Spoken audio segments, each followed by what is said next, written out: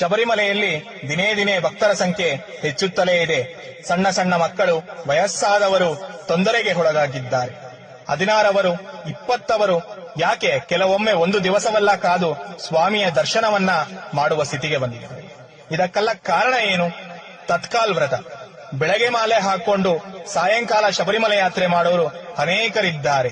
ಆದರೆ ಸ್ವಾಮಿ ಹೇಳಿರುವುದು ಕಠಿಣ ವ್ರತವಿದ್ದು 48 ದಿವಸಗಳ ಕಾಲ ಅನ್ನ ನೀರು ಆಹಾರವಿಲ್ಲದೆ ಒಂದೊತ್ತು ಊಟವನ್ನ ಮಾಡಿ ನೆಲದ ಮೇಲೆ ಮಲಗಿ ಎಲ್ಲಾ ಇಹಭೋಹ ಸೌಖ್ಯಗಳನ್ನ ಬಿಟ್ಟು ಎಲ್ಲವನ್ನ ತೊರೆದು ನನ್ನ ದರ್ಶನಕ್ಕೆ ಬರಬೇಕೆಂದು. ಆದರೆ ಇಂದು ಶಬರಿಮಲೆಗೆ ಹೋಗಿ ಎಲ್ಲಾ ಫೆಸಿಲಿಟೀಸ್ನ ಕೇಳ್ತಾ ಇದ್ದೀವಿ. ಟೀ ಬೇಕು, ಟಿಫನ್ ಬೇಕು, ಸ್ನಾಕ್ಸ್ ಬೇಕು, ಚಿಪ್ಸ್ ಇಲ್ಲ, ನೀರಿಲ್ಲ, ಜ್ಯೂಸ್ ಇಲ್ಲ ಅಂತ ಹೇಳಿ ಎಲ್ಲಾ ಸೌಲಭ್ಯಗಳನ್ನ ಕೇಳ್ತಾ ಇದೀವಲ್ಲ. ಎಲ್ಲಾ ಸೌಲಭ್ಯಗಳನ್ನ ನಮಗೆ ಕೇಳುವ ಅಧಿಕಾರವೇ ಇಲ್ಲ. ಯಾಕಂದರೆ ಅದು